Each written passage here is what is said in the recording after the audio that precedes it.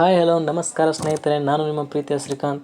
ಇವತ್ತಿನ ದಿನ ಮುಂದೆ ಬರುವಂಥ ವಿಲೇಜ್ ಅಕೌಂಟ್ ಎಕ್ಸಾಮ್ ಆಗಲಿ, PDO, group C, KS exam ಆಗಲಿ, ಎಲ್ಲ ಪರೀಕ್ಷೆಗಳಿಗೆ ಉಪಯೋಗ ಆಗುವಂಥ ಭಾರತ ಸಂವಿಧಾನದ ಕೆಲವು ಪ್ರಶ್ನೆಗಳ ಬಗ್ಗೆ ಚರ್ಚೆ ಮಾಡೋಣ. ಏಕೆಂದರೆ ಯಾವುದೇ ಎಕ್ಸಾಮ್ ಬರೀರಿ, ಅದರಲ್ಲಿ ಭಾರತ ಸಂವಿಧಾನದ ಬಗ್ಗೆ 10ರಿಂದ 12 ಪ್ರಶ್ನೆಗಳು ಕೇಳಿರ್ತಾನೆ. ಆದ್ದರಿಂದ ದಯವಿಟ್ಟು ಯಾವ ವಿಡಿಯೋನ ಸ್ಕಿಪ್ ಮಾಡದೆ ಕೊನೆವರೆಗೂ ನೋಡಿ. ಮೊದಲನೇ ಪ್ರಶ್ನೆ, ಭಾರತ ಸಂವಿಧಾನದ ಪೀಠಿಕೆಯಲ್ಲಿ ಸಮಾಜವಾದಿ, ಜಾತ್ಯತೀತ ಎಂಬ ಪದಗಳನ್ನು ಸೇರಿಸಿದ ತಿದ್ದುಪಡಿ. ಈ ಕ್ವಶನ್ ಅಂತೂ ಭಾಳ ಸಲ ಎಕ್ಸಾಮಲ್ಲಿ ಕ್ವಶನ್ ಆಗಿದೆ. ಆಪ್ಷನ್ ಎ 41ನೇ ತಿದ್ದುಪಡಿ, ಆಪ್ಷನ್ ಬಿ 42ನೇ ತಿದ್ದುಪಡಿ, ಆಪ್ಷನ್ ಸಿ 45ನೇ ತಿದ್ದುಪಡಿ, ಆಪ್ಷನ್ ಡಿ 46ನೇ ತಿದ್ದುಪಡಿ. ಇದಕ್ಕೆ ಸರಿಯಾದ ಉತ್ತರ ಆಪ್ಷನ್ ಬಿ 42ನೇ ತಿದ್ದುಪಡಿ. 1976ರಲ್ಲಿ ಇಂದಿರಾ ಗಾಂಧಿಯ ಸರ್ಕಾರ ಇದ್ದಾಗ ಪ್ರಸ್ತಾವನೆಗೆ ಸಮಾಜವಾದಿ, ಜಾತ್ಯತೀತ, ಐಕ್ಯತೆ ಎಂಬ 3 ಪದಗಳನ್ನು ಪ್ರಸ್ತಾವನೆಗೆ ಸೇರಿಸುತ್ತೇವೆ. ಆದ್ದರಿಂದ ಈ ಕ್ವಶನ್ ಭಾಳ ಇಂಪಾರ್ಟೆಂಟ್ ಆಗುತ್ತೆ, ನೆನಪಿರಲಿ. ಅದೇ ರೀತಿ ಎರಡನೇ ಪ್ರಶ್ನೆ, ಭಾರತ ಸಂವಿಧಾನದ 9ನೇ ಅನುಸೂಚಿ ಇದಕ್ಕೆ ಸಂಬಂಧಿಸಿದೆ. ಇದು ಕ್ವಶನ್ ಅಂತೂ ಭಾಳ ಸಲ ಕ್ವಶನ್ ಕೇಳಿದ್ದಾನೆ. ಆಪ್ಷನ್ ಎ ಭಾಷೆ, option B panchayat Raj, option C ಭೂ ಸುಧಾರಣೆ, ಆಪ್ಷನ್ ಡಿ ರಾಜಕೀಯ ಪಕ್ಷಾಂತರ. ಇದಕ್ಕೆ ಸರಿಯಾದ ಉತ್ತರ ಆಪ್ಷನ್ ಸಿ ಭೂ ಸುಧಾರಣೆ. 1951ರಲ್ಲಿ ಭೂ ಸುಧಾರಣೆ ಕಾಯ್ದೆ ತಂದು 9ನೇ ಅನುಸೂಚಿಗೆ ಭೂ ಸುಧಾರಣೆಯನ್ನು ಸೇರಿಸುತ್ತಾರೆ. ಅದೇ ರೀತಿ ಆಪ್ಷನ್ ಎ ನೋಡಿ, ಭಾಷೆ ಬಗ್ಗೆ ತಿಳಿಸುವ ಅನುಸೂಚಿ ಯಾವುದು ಅಂತ ಕ್ವಶನ್ ಕೇಳಿದರೆ 8ನೇ ಅನುಸೂಚಿ. ಹಾಗೆ ಇಲ್ಲಿ ಆಪ್ಷನ್ ಡಿ ನೋಡಿ, ಪಕ್ಷಾಂತರ, ಇದು 10ನೇ ಅನುಸೂಚಿ. ನೆನಪಿರಲಿ, ಇದನ್ನು ಭಾಳ ಸಲ ಕ್ವಶನ್ ಕೇಳಿದ್ದಾನೆ. ನಂತರ ಈ ಕೆಳಗಿನವುಗಳಲ್ಲಿ ಯಾವುದು ಮೂಲಭೂತ ಹಕ್ಕಲ್ಲ. ಇದಂತೂ ಭಾಳ ಸಲ ಕ್ವಶನ್ ಕೇಳಿದ್ದಾನೆ, ಕನ್ಫ್ಯೂಸ್ ಮಾಡ್ಕೋಬೇಡ್ರಿ. ಆಪ್ಷನ್ ಎ ಸಮಾನತೆ ಹಕ್ಕು, ಆಪ್ಷನ್ ಬಿ ಸ್ವಾತಂತ್ರ್ಯದ ಹಕ್ಕು, ಆಪ್ಷನ್ ಸಿ ಆಸ್ತಿ ಹಕ್ಕು, ಆಪ್ಷನ್ ಡಿ ಶೋಷಣೆ ವಿರುದ್ಧದ ಹಕ್ಕು. ಇದಕ್ಕೆ ಸರಿಯಾದ ಉತ್ತರ ಆಪ್ಷನ್ ಸಿ ಆಸ್ತಿ ಹಕ್ಕು. ಏಕೆಂದರೆ 1978ರಲ್ಲಿ 44ನೇ ತಿದ್ದುಪಡಿ ಮಾಡಿ ಆಸ್ತಿ ಹಕ್ಕನ್ನು ಮೂಲಭೂತ ಹಕ್ಕುಗಳಿಂದ ತೆಗೆದುಹಾಕಲಾಗಿದೆ. ಮೊರಾರ್ಜಿ ದೇಸಾಯಿ ಅವರ ಸರ್ಕಾರ ಇದ್ದಾಗ 1978ರಲ್ಲಿ 44ನೇ ತಿದ್ದುಪಡಿ ಮಾಡಿ ಆಸ್ತಿ ಹಕ್ಕನ್ನು ಮೂಲಭೂತ ಹಕ್ಕುಗಳ ಪಟ್ಟಿಯಿಂದ ತೆಗೆದುಹಾಕಲಾಗಿದೆ. ಆದ್ದರಿಂದ ಪ್ರಸ್ತುತ ಮೂಲಭೂತ ಹಕ್ಕುಗಳು 6 ಅದಾವು, ನೆನಪಿರಲಿ. ಆಸ್ತಿ ಹಕ್ಕು ಎಂಥ ಹಕ್ಕು ಅಂತ ಕೇಳಿದರೆ ಈಗ ಕಾನೂನು ಹಕ್ಕು. ಏಕೆಂದರೆ 300A ವಿಧಿಯಲ್ಲಿ ಆಸ್ತಿ ಹಕ್ಕನ್ನು ನಾವು ಕಾಣಬಹುದು. ಆದ್ದರಿಂದ ಆಸ್ತಿ ಹಕ್ಕು ಒಂದು ಕಾನೂನು ಹಕ್ಕಾಗಿದೆ, ನೆನಪಿರಲಿ. ನಂತರ ಈ ಕೆಳಗಿನ ಯಾವ ವಿಧಿಯನ್ನು ಸಂವಿಧಾನದ ಆತ್ಮ ಎಂದು ಕರೆಯುತ್ತಾರೆ. ಈ ಕ್ವಶನ್ ಅಂತೂ ಭಾಳ ಸಲ ಎಕ್ಸಾಮ್ ಕ್ವಶನ್ ಆಗಿದೆ. ಆಪ್ಷನ್ ಎ 17, ಆಪ್ಷನ್ ಬಿ 14ನೇ ವಿಧಿ, ಆಪ್ಷನ್ ಸಿ 21ನೇ ವಿಧಿ, ಆಪ್ಷನ್ ಡಿ 32ನೇ ವಿಧಿ. ಇದಕ್ಕೆ ಸರಿಯಾದ ಉತ್ತರ ಆಪ್ಷನ್ ಡಿ 32ನೇ ವಿಧಿ. 32ನೇ ವಿಧಿಯನ್ನು ನಾವು ಸಂವಿಧಾನದ ಆತ್ಮ ಎಂದು ಕರಿತೇವೆ. 32ನೇ ವಿಧಿಯನ್ನು ಸಂವಿಧಾನದ ಆತ್ಮ ಎಂದು ಕರೆದವರು ಯಾರು ಅಂತ ಕ್ವಶನ್ ಕೇಳಿದರೆ ಅದು ಡಾಕ್ಟರ್ BR ಅಂಬೇಡ್ಕರ್. ಅದೇ ರೀತಿ 17ನೇ ವಿಧಿ ನೋಡಿ, 17ನೇ ವಿಧಿ ನಿಮ್ಗೆ ಗೊತ್ತಿರುತ್ತೆ, ಅಸ್ಪೃಶ್ಯತೆ ಬಗ್ಗೆ ತಿಳಿಸುತ್ತದೆ. ಹಾಗೆ 14ನೇ ವಿಧಿ ಕಾನೂನು ಮುಂದೆ ಎಲ್ಲರೂ ಸಮಾನರು. ಅದೇ ರೀತಿ 21ನೇ ವಿಧಿ ಜೀವಿಸುವ ಹಕ್ಕು. ಇದು ಕೂಡ ಇಂಪಾರ್ಟೆಂಟ್, ಎಲ್ಲ ಪ್ರಶ್ನೆಗಳು ಎಕ್ಸಾಮಲ್ಲಿ ಕ್ವಶನ್ ಆಗಿದೆ. ಆದ್ದರಿಂದ ಎಲ್ಲವನ್ನು ನೆನಪಿಟ್ಕೊಳ್ಳಿ. ನಂತರ ಭಾರತ ಸಂವಿಧಾನವನ್ನು ಸ್ವೀಕರಿಸಿದ್ದು, ಅಂದರೆ ನಾವು ಭಾರತ ಸಂವಿಧಾನವು ಯಾವ ವರ್ಷದಲ್ಲಿ ಅಂಗೀಕಾರ ಮಾಡಿದಂಥ ಕ್ವಶನ್ ಕೇಳ್ತಿದ್ದಾನೆ. Option A 14 November 1949, option B 17 October 1949, option C 26ನೇ ನವೆಂಬರ್ 1949, ಆಪ್ಷನ್ ಡಿ 26ನೇ ಜನವರಿ 1950. ಇದಕ್ಕೆ ಸರಿಯಾದ ಉತ್ತರ 26ನೇ ನವೆಂಬರ್ 1949. ನೋಡಿರಿ, ಕನ್ಫ್ಯೂಸ್ ಮಾಡ್ಕೋಬೇಡ್ರಿ. ಭಾರತ ಸಂವಿಧಾನ ಅಂಗೀಕಾರ ಮಾಡಿದ್ದು ನಾವು 26ನೇ ನವೆಂಬರ್ 1949ರಂದು. ಜಾರಿಯಾಗಿದ್ದು ಯಾವಾಗ ಅಂತ ಕ್ವಶನ್ ಕೇಳಿದರೆ 26ನೇ ಜನವರಿ 1950. ಕನ್ಫ್ಯೂಸ್ ಮಾಡ್ಕೋಬೇಡ್ರಿ. ಸ್ವೀಕರಿಸಿದ್ದು 26 ನವೆಂಬರ್ 1949, ಜಾರಿಯಾಗಿದ್ದು 26ನೇ ಜನವರಿ 1950. ಆದ್ದರಿಂದ 2 ಪ್ರಶ್ನೆಗಳು ನೆನಪಿರಲಿ. ನಂತರ ಭಾರತದ ಸಂಸತ್ತಿನ 2 ಸದನಗಳ ಜಂಟಿ ಅಧಿವೇಶನದ ಅಧ್ಯಕ್ಷತೆ ವಹಿಸುವರು. ಕನ್ಫ್ಯೂಸ್ ಮಾಡ್ಕೋಬೇಡ್ರಿ. ಆಪ್ಷನ್ ಎ ಭಾರತದ ರಾಷ್ಟ್ರಪತಿ, ಆಪ್ಷನ್ ಬಿ ರಾಜ್ಯಸಭೆಯ ಸಭಾಪತಿ, ಆಪ್ಷನ್ ಸಿ ಲೋಕಸಭೆ ಸ್ಪೀಕರ್, ಆಪ್ಷನ್ ಡಿ ಮೇಲಿನ ಯಾರೂ ಅಲ್ಲ. ಇದಕ್ಕೆ ಸರಿಯಾದ ಉತ್ತರ ಆಪ್ಷನ್ ಬಿ ರಾಜ್ಯಸಭೆ ಸಭಾಪತಿ. ರಾಜ್ಯಸಭೆ ಸಭಾಪತಿ ಜಂಟಿ ಅಧಿವೇಶನದ ಅಧ್ಯಕ್ಷತೆ ವಹಿಸುತ್ತಾರೆ. ಹಾಗಾದರೆ ಜಂಟಿ ಅಧಿವೇಶನವನ್ನು ಕರೆಯುವರು ಯಾರಂತ ಕ್ವಶನ್ ಕೇಳಿದರೆ ಅದು ಭಾರತದ ರಾಷ್ಟ್ರಪತಿ. 108ನೇ ವಿಧಿಯ ಪ್ರಕಾರ ಜಂಟಿ ಅಧಿವೇಶನವನ್ನು ಕರೆಯುವವರು ರಾಷ್ಟ್ರಪತಿ, ಆದರೆ ಅಧ್ಯಕ್ಷತೆ ವಹಿಸುವವರು ಮಾತ್ರ ಲೋಕಸಭೆ ಸ್ಪೀಕರ್, ನೆನಪಿರಲಿ. ನಂತರ ರಾಷ್ಟ್ರೀಯ ಅಭಿವೃದ್ಧಿ ಮಂಡಳಿಯ ಚೇರ್ಮನ್, ರಾಷ್ಟ್ರೀಯ ಅಭಿವೃದ್ಧಿ ಮಂಡಳಿಯ ಅಧ್ಯಕ್ಷರು ಯಾರಂತ ಕ್ವಶನ್ ಕೇಳ್ತಿದ್ದಾನೆ. ಆಪ್ಷನ್ ಎ ರಾಜ್ಯಪಾಲರು, ಆಪ್ಷನ್ ಬಿ ರಾಷ್ಟ್ರಪತಿ, ಆಪ್ಷನ್ ಸಿ ಉಪರಾಷ್ಟ್ರಪತಿ, ಆಪ್ಷನ್ ಡಿ ಪ್ರಧಾನಮಂತ್ರಿ. ಇದಕ್ಕೆ ಸರಿಯಾದ ಉತ್ತರ ಪ್ರಧಾನಮಂತ್ರಿ. ನಮ್ಮ ದೇಶದ ಪ್ರಧಾನಮಂತ್ರಿ ರಾಷ್ಟ್ರೀಯ ಅಭಿವೃದ್ಧಿ ಮಂಡಳಿ ಅಧ್ಯಕ್ಷತೆಯನ್ನು ವಹಿಸಿರುತ್ತಾರೆ. ಈ ಕ್ವಶನ್ ಅಂತೂ ಭಾಳ ಸಲ ಎಕ್ಸಾಮಲ್ಲಿ ಕ್ವಶನ್ ಆಗಿದೆ, ನೆನಪಿರಲಿ. ನಂತರ ಅಸ್ಪೃಶ್ಯತೆ ಬಗ್ಗೆ ತಿಳಿಸುವ ವಿಧಿ.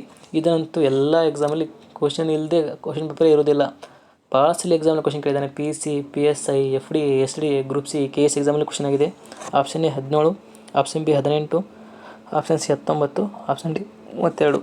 ಇದಕ್ಕೆ ಸರಿಯಾದ ಉತ್ತರ ಆಪ್ಷನ್ ಎ 17. 17ನೇ ವಿಧಿ ಅಸ್ಪೃಶ್ಯತೆ ಬಗ್ಗೆ ತಿಳಿಸುತ್ತದೆ. ಅದೇ ರೀತಿ 18ನೇ ವಿಧಿ ಬಿರುದು ಬಾವಲಿಗಳ ಬಗ್ಗೆ ತಿಳಿಸುತ್ತದೆ. ನಂತರ 19ನೇ ವಿಧಿ ಸ್ವಾತಂತ್ರ್ಯದ ಹಕ್ಕು ಬಗ್ಗೆ ತಿಳಿಸುತ್ತೆ. ಯಾಕಂದರೆ ನಮಗೆ 6 ಸ್ವಾತಂತ್ರ್ಯದ ಹಕ್ಕುಗಳು 19ನೇ ವಿಧಿಯಲ್ಲಿ ಕಂಡುಬರುತ್ತದೆ. ನಂತರ D32 ನಾವು ಆಗಲೇ ಹೇಳಿದ್ವಲ್ಲ, ಸಂವಿಧಾನದ ಆತ್ಮ ಎಂದು ಯಾವ ವಿಧಿಯನ್ನು ಕರೆಯುತ್ತಾರೆ ಅಂತ, ಅದು 32ನೇ ವಿಧಿ, ನೆನಪಿರಲಿ. ನಂತರ ರಾಯಭಾರಿಗಳನ್ನು ಈ ಕೆಳಗಿನವರು ಯಾರು ನೇಮಿಸುತ್ತಾರೆ? ಆಪ್ಷನ್ ಎ ಪ್ರಧಾನಮಂತ್ರಿ, ಆಪ್ಷನ್ ಬಿ ವಿದೇಶಾಂಗ ಮಂತ್ರಿ, ಆಪ್ಷನ್ ಸಿ ಭಾರತದ ರಾಷ್ಟ್ರಪತಿ, ಆಪ್ಷನ್ ಡಿ ಸಂಸತ್ತು. ಇದಕ್ಕೆ ಸರಿಯಾದ ಉತ್ತರ ಆಪ್ಷನ್ ಸಿ ಭಾರತದ ರಾಷ್ಟ್ರಪತಿ. ಭಾರತದ ರಾಷ್ಟ್ರಪತಿ ರಾಯಭಾರಿಗಳನ್ನು ನೇಮಿಸುತ್ತಾರೆ. ಆದ್ದರಿಂದ ಈ ಪ್ರಶ್ನೆ ಕೂಡ ಇಂಪಾರ್ಟೆಂಟ್ ಆಗುತ್ತೆ. ನಂತರ ಭಾರತದ ಅಟಾರ್ನಿ ಜನರಲ್ ನೇಮಕ ಮಾಡುವ ವಿಧಿ. ಭಾರತದ ಅಟಾರ್ನಿ ಜನರಲ್ ನೇಮಕ ಮಾಡುವ ವಿಧಿ ಯಾವುದು ಅಂತ ಕ್ವಶನ್ ಕೇಳ್ತಿದ್ದಾನೆ. Option A 280, option B 76, option C 77, option D 368. ಇದಕ್ಕೆ ಸರಿಯಾದ ಉತ್ತರ ಆಪ್ಷನ್ ಡಿ 70. ಆಪ್ಷನ್ ಬಿ 76ನೇ ವಿಧಿಯ ಪ್ರಕಾರ ರಾಷ್ಟ್ರಪತಿಯವರು ಅಟಾರ್ನಿ ಜನರಲ್ ನೇಮಕ ಮಾಡುತ್ತಾರೆ. ಅದೇ ರೀತಿ 280ನೇ ವಿಧಿ ಇದು ಹಣಕಾಸು ಆಯೋಗಕ್ಕೆ ಸಂಬಂಧಿಸಿದೆ, ಇದು ನೆನಪಿರಲಿ.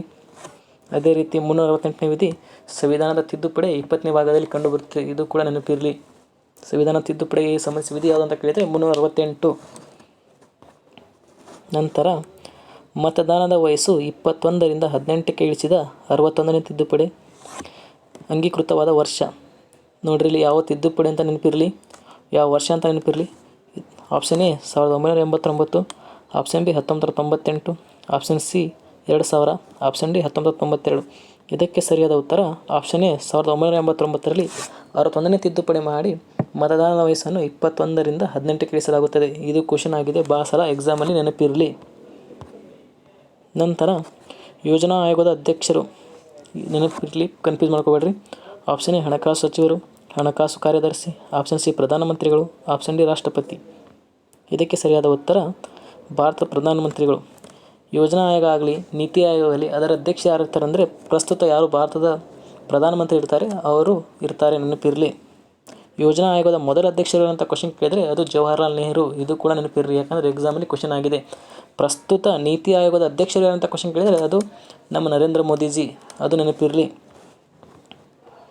ಅದೇ ರೀತಿ ಯಾವ ದಿನಾಂಕದಂದು ರಾಷ್ಟ್ರೀಯ ಮತದಾರರ ದಿನವನ್ನು ಆಚರಿಸಲಾಗುವುದು? ಇದು ಇಂಪಾರ್ಟೆಂಟ್, ಯಾಕಂದರೆ ಎಕ್ಸಾಮಲ್ಲಿ ಭಾಳ ಕ್ವಶನ್ ಕೇಳಿದ್ದಾನೆ. ರಾಷ್ಟ್ರೀಯ ಮತದಾರರ ದಿನ option A January 25, option B January 26, option C August 15. ಇದಕ್ಕೆ ಸರಿಯಾದ ಉತ್ತರ ಆಪ್ಷನ್ ಎ ಜನವರಿ 25 ನಾವು ರಾಷ್ಟ್ರೀಯ ಮತದಾರರ ದಿನವಾಗಿ ಆಚರಣೆ ಮಾಡುತ್ತೇವೆ. ಅದೇ ರೀತಿ ಜನವರಿ 26 ಗಣರಾಜ್ಯೋತ್ಸವ, ಆಗಸ್ಟ್ 15 ಸ್ವಾತಂತ್ರ್ಯ ದಿನ, ಈ ಮೂರನ್ನು ಕೂಡ ನೆನಪಿರಲಿ. ನಂತರ ರಾಜ್ಯಸಭೆ ಅಧ್ಯಕ್ಷರು ಯಾರು? ಆಪ್ಷನ್ ಎ ರಾಷ್ಟ್ರಪತಿ, ಆಪ್ಷನ್ ಬಿ ಉಪರಾಷ್ಟ್ರಪತಿ, ಆಪ್ಷನ್ ಸಿ ಸಭಾಧ್ಯಕ್ಷ, ಆಪ್ಷನ್ ಡಿ ಪ್ರಧಾನಮಂತ್ರಿ. ಇದಕ್ಕೆ ಸರಿಯಾದ ಉತ್ತರ ಉಪರಾಷ್ಟ್ರಪತಿ. ಉಪರಾಷ್ಟ್ರಪತಿಯವರು ರಾಜ್ಯಸಭೆ ಅಧ್ಯಕ್ಷರಾಗಿರುತ್ತಾರೆ, ನೆನಪಿರಲಿ, ಕನ್ಫ್ಯೂಸ್ ಮಾಡ್ಕೋಬೇಡ್ರಿ. ಲೋಕಸಭೆ ಅಧ್ಯಕ್ಷರು ಬೇರೆ, ರಾಜ್ಯಸಭೆ ಅಧ್ಯಕ್ಷರು ಬೇರೆ. ನಂತರ ಭಾರತ ಸಂವಿಧಾನದಲ್ಲಿ ಎಷ್ಟು ಮೂಲಭೂತ ಕರ್ತವ್ಯಗಳು ನೀಡಲಾಗಿದೆ? Option A 10, option B 11, option C 6, option D 15. ಇದಕ್ಕೆ ಸರಿಯಾದ ಉತ್ತರ ಆಪ್ಷನ್ ಬಿ 11. ಭಾರತ ಸಂವಿಧಾನಕ್ಕೆ ಟೋಟಲ್ 11 ಮೂಲಭೂತ ಕರ್ತವ್ಯ ನೀಡಲಾಗಿದೆ. 11ನೇ ಮೂಲಭೂತ ಕರ್ತವ್ಯವನ್ನು ನಾವು 1976ರಲ್ಲಿ ಮೂಲಭೂತ ಕರ್ತವ್ಯಗಳನ್ನು ನಾವು 1976ರಲ್ಲಿ 42ನೇ ತಿದ್ದುಪಡಿ ಮೂಲಕ ಸಂವಿಧಾನಕ್ಕೆ ಸೇರಿಸಲಾಗಿದೆ, ಇದನ್ನು ಕೂಡ ನೆನಪಿರಲಿ. ನಂತರ ಮಾಹಿತಿ ಹಕ್ಕು ಜಾರಿಯಾದ ಬಂದ ವರ್ಷ. ಇದು ಕ್ವಶನ್ ಆಗಿದೆ, PCಲಿ ಕ್ವಶನ್ ಕೇಳಿದ್ದಾನೆ, SDಯಲ್ಲಿ ಎಕ್ಸಾಮಲ್ಲಿ ಕ್ವಶನ್ ಆಗಿದೆ, ನೆನಪಿರಲಿ. Option A 1989, option B 2005, option C 1952, option D 2000. ಇದಕ್ಕೆ ಸರಿಯಾದ ಉತ್ತರ 2005. ಮಾಹಿತಿ ಹಕ್ಕು ಜಾರಿ ಬಂದ ವರ್ಷ ಯಾವುದಂತ ಕ್ವಶನ್ ಕೇಳಿದರೆ ಅದು 2005. ನಂತರ ಭಾರತ ಮೊದಲ ಚುನಾಯಿತ ಲೋಕಸಭೆ ರಚನೆಯಾದ ವರ್ಷ. ಇದು ಕ್ವಶನ್ ಆಗಿದೆ. 1950, 1952, 1949, 1956. ಇದಕ್ಕೆ ಸರಿಯಾದ ಉತ್ತರ 1952. 1952ರಲ್ಲಿ ಮೊದಲ ಲೋಕಸಭೆ ಚುನಾವಣೆ ನಡೆಯುತ್ತದೆ. ಆದ್ದರಿಂದ 1952 ಇಂಪಾರ್ಟೆಂಟ್ ಆಗುತ್ತೆ. ನಂತರ ಪಂಚಾಯತಿ ಚುನಾವಣೆಯನ್ನು ಯಾರು ನಡೆಸುತ್ತಾರೆ? ಪಂಚಾಯತ್ ಚುನಾವಣೆಯನ್ನು ಯಾರು ನಡೆಸುತ್ತಾರೆ ಅಂತ ನೆನಪಿರಲಿ. ಆಪ್ಷನ್ ಎ ರಾಜ್ಯ ಚುನಾವಣಾ ಆಯೋಗ, ಆಪ್ಷನ್ ಬಿ ರಾಜ್ಯ ಸರ್ಕಾರ, ಆಪ್ಷನ್ ಸಿ ಕೇಂದ್ರ ಚುನಾವಣಾ ಆಯೋಗ, ಆಪ್ಷನ್ ಡಿ ಪಂಚಾಯತ್ ರಾಜ್ ಮಂತ್ರಿ. ಇದಕ್ಕೆ ಸರಿಯಾದ ಉತ್ತರ ರಾಜ್ಯ ಚುನಾವಣಾ ಆಯೋಗ. ಪಂಚಾಯತಿ ಅಂತ ಕೇಳಿದ್ರು ರಾಜ್ಯ ಚುನಾವಣಾ ಆಯೋಗ, ಸ್ಥಳೀಯ ಸರ್ಕಾರ ಅಂತ ಕೇಳಿದ್ರು ರಾಜ್ಯ ಚುನಾವಣಾ ಆಯೋಗ, ನಮ್ಮ ಊರಲ್ಲಿ ಇರ್ತಾರಲ್ಲ ಅಧ್ಯಕ್ಷರು ಮೆಂಬರು, ಆ ಅಧ್ಯಕ್ಷರು ಏನು ನಡೆಸ್ತಾರೆ ಅಂದರೆ ಅದು ರಾಜ್ಯ ಚುನಾವಣಾ ಆಯೋಗ. ನೆನಪಿರಲಿ, ಕನ್ಫ್ಯೂಸ್ ಮಾಡ್ಕೋಬೇಡ್ರಿ. ನಂತರ ಯಾವ ವರ್ಷದಲ್ಲಿ ಮೂಲಭೂತ ಕರ್ತವ್ಯಗಳು ಭಾರತೀಯ ಸಂವಿಧಾನದಲ್ಲಿ ಒಳಗೊಂಡವು? Option A 1976, option B 1950, option C 1978, option D 1952. ಇದಕ್ಕೆ ಸರಿಯಾದ ಉತ್ತರ ಆಪ್ಷನ್ ಎ 1976ರಲ್ಲಿ 42ನೇ ತಿದ್ದುಪಡಿ ಮಾಡಿ ಮೂಲಭೂತ ಕರ್ತವ್ಯಗಳನ್ನು ಸಂವಿಧಾನದಲ್ಲಿ ಸೇರಿಸಲಾಗುತ್ತೆ. ಆದ್ದರಿಂದ ಈ ಪ್ರಶ್ನೆ ಕೂಡ ಇಂಪಾರ್ಟೆಂಟ್ ಆಗುತ್ತೆ. ನಂತರ ಯಾವ ಸಭೆಯನ್ನು ರಾಜ್ಯಗಳ ಕೌನ್ಸಿಲ್ ಎಂದು ಕರೆಯುತ್ತಾರೆ? Option A Lok Sabha, option B ರಾಜ್ಯಸಭೆ, ಆಪ್ಷನ್ ಸಿ ಎರಡು, ಎ ಹಾಗೂ ಬಿ ಎಲ್ಲ. ಇದಕ್ಕೆ ಸರಿಯಾದ ಉತ್ತರ ಆಪ್ಷನ್ ಬಿ ರಾಜ್ಯಸಭೆ. ಯಾಕಂದರೆ ರಾಜ್ಯಗಳು ಇಲ್ಲಿ ಒಕ್ಕೂಟ ಇರೋದ್ರಿಂದ ಅದರ ರಾಜ್ಯಸಭೆ ರಾಜ್ಯಗಳ ಕೌನ್ಸಿಲ್ ಎಂದು ಕರೀತಾರೆ. ಅದೇ ರೀತಿ ಹೌಸ್ ಆಫ್ ಪೀಪಲ್ಸ್ ಎಂದು ಯಾವ ಸಭೆಯನ್ನು ಕರೀತಾರೆ ಅಂತ ಕ್ವಶನ್ ಕೇಳಿದರೆ ಲೋಕಸಭೆ. ಯಾಕಂದರೆ ಲೋಕಸಭೆಯಲ್ಲಿ ನಾವು ಜನರಿಂದ ನೇರವಾಗಿ ಚುನಾಯಿತರಾಗಿ ಹೋಗ್ತಾರೆ. ಆದ್ದರಿಂದ ಹೌಸ್ ಆಫ್ ಪೀಪಲ್ ಅಂದರೆ ಲೋಕಸಭೆ. ಇಷ್ಟೆಲ್ಲ ಮಾಹಿತಿ ಸಂವಿಧಾನದ ಬಗ್ಗೆ ನಿಮಗೆ ಗೊತ್ತಿರಬೇಕು. ಯಾಕಂದರೆ ಮುಂದೆ ಬರುವಂಥ ಎಕ್ಸಾಮಲ್ಲಿ ನಾನು ಹೇಳಿದಂಥ ಕ್ವಶನ್ಗಳು ರಿಪೀಟ್ ಆಗ್ಬೋದು, ಆಗದೇ ಇರ್ಬೋದು. ಆದ್ದರಿಂದ ಇಷ್ಟಂತೂ ಮಾತ್ರ ನೀವು ಓದಿರಲೇಬೇಕು. ನಾನು ಹೇಳಿದಂಥ ಮಾಹಿತಿ ನಿಮಗೆ ಇಷ್ಟವಾಗಿದ್ದರೆ ನನ್ನ ಚಾನಲ್ನ ಸಬ್ಸ್ಕ್ರೈಬ್ ಮಾಡಿ, ಶೇರ್ ಮಾಡಿ, ನಿಮ್ಮ ಸ್ನೇಹಿತರಿಗೂ ತಿಳಿಸಿ. ಮುಂದೆ ಬರುವಂಥ ಎಲ್ಲ ಎಕ್ಸಾಮ್ಗಳಿಗೂ ಹೆಲ್ಪ್ ಆಗುತ್ತೆ. ಆದ್ದರಿಂದ ಯಾರಾದರೂ ನನ್ನ ಹಿಂದಿನ ಎಲ್ಲ ಕ್ಲಾಸ್ಗಳನ್ನು ನೋಡಿಲ್ಲ ಅಂದರೆ ದಯವಿಟ್ಟು ಕ್ಲಾಸ್ಗಳನ್ನು ನೋಡಿ. ಯಾಕಂದರೆ ಮುಂದೆ ಬರುವಂಥ ವಿಲೇಜ್ ಅಕೌಂಟ್ ಎಕ್ಸಾಮಲ್ಲಿ PDO ಎಕ್ಸಾಮ್ಗೆ ಭಾಳ ಹೆಲ್ಪ್ ಅದಾವೆ. ಆದ್ದರಿಂದ ನಾನೆಲ್ಲ ಕ್ಲಾಸ್ಗಳನ್ನು ನೋಡಿ. ಧನ್ಯವಾದಗಳು.